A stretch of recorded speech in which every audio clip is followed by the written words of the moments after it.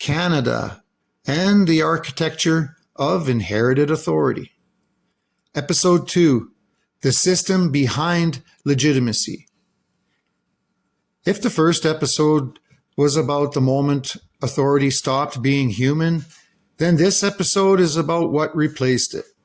Because power does not disappear when it changes form. It restructures itself. It builds systems around itself that are harder to see than the crown ever was. And once those systems are in place, authority no longer needs visibility to function. It only needs procedure.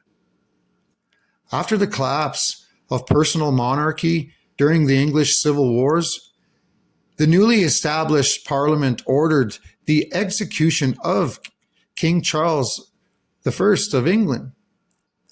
The new authority begins to migrate into something far more enduring: institutional control. Not a single ruler, not a single crown, but a layered architecture of offices, seals, commissions, and written instruments. This is where governance stops being something you can point to directly and starts becoming something you have to trace. It becomes a chain of authorization rather than a source you can physically locate. At the center of this transformation is something that rarely enters public conversations. The idea that authority is not exercised directly, but issued. It flows through documents, through validation, through formal instruments that carry legitimacy from one office to another.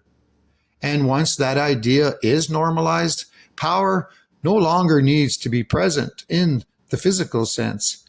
It only needs to be correctly processed and enforced. This is where structures like the Crown and Chancery enter the picture, not as symbolic concepts, but as administrative mechanisms through which formal authority is processed and released. Within this model, governance is not simply about decision-making. It's about validation. A decision only becomes real when it passes through the correct procedural channels.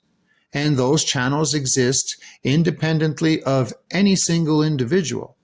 They are designed to persist beyond personalities, beyond elections, and even beyond political change.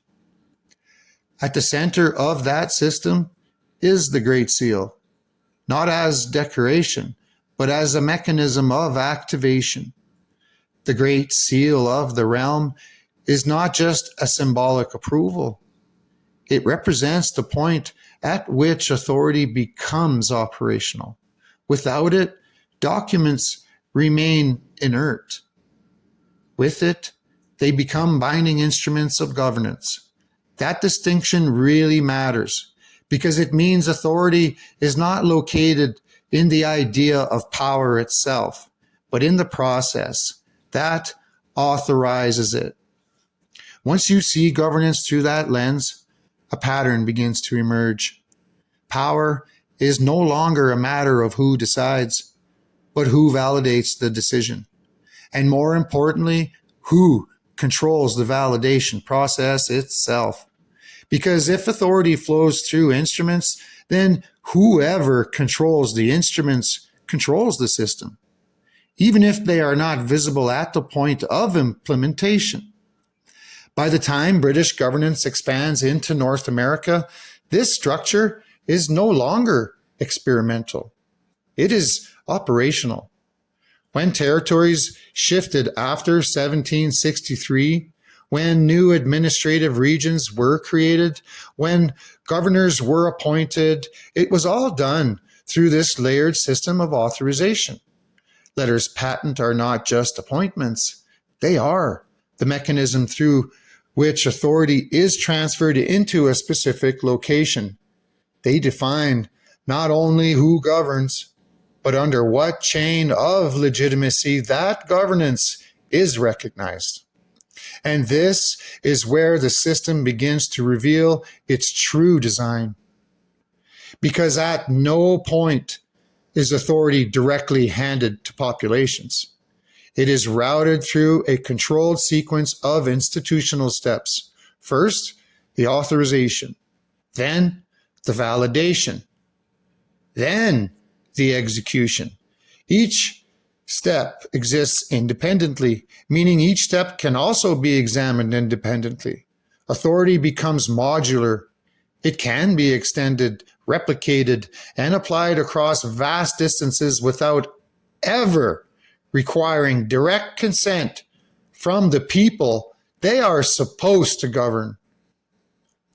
This is the architecture that allows expansion to function without collapse, because it does not rely on proximity. It relies on continuity of procedure. As British North America develops, this procedural structure becomes more entrenched. Governance is no longer about local emergence of authority. It is about integration into an existing system that predates the local population's participation in it. When governors are appointed, when territories are reorganized, when legal systems are adjusted, they are not being created from scratch. They are being inserted into an already existing framework of imperial authorization. And this is where the deeper implication begins to form. Because if authority is always issued through a structured chain, then legitimacy depends entirely on whether that chain remains unbroken. And if at any point that chain is altered, replaced, or redefined, then the question is no longer just about governance. It becomes about continuity. Whether the system today is a direct extension of the system that began centuries earlier, or whether it has become something that only resembles it on the surface. By the time we reach the events leading towards the Union of the Colonies in 1867, this system is already fully formed. The debates are not occurring in a vacuum. They are occurring inside an existing colonial framework of authority that predetermines how decisions are validated and how governance is recognized. That means the Union of Colonies is not the creation of a new sovereign structure. It is the reorganization of existing administrative units within an unchanged authorization system. And that is the key tension, because if sovereignty is assumed to exist at the level of the people, then the Union of Colonies, which has been presented as a confederation, looks like a founding moment, doesn't it? But if sovereignty is tied to the underlying structure of authorization, then that confederation becomes something else entirely. A reconfiguration of control inside a system that was never fully reset, which raises a question that sits beneath everything that follows. If authority is always processed through institutional instruments, and if those instruments existed long before the Union of Colonies, then what exactly was created in 1867? And what was simply continued? Because the architecture did not begin there. It was already in motion. And once you recognize that, the story stops being about the formation of a country and starts becoming about the evolution of an imposed system that never stopped running.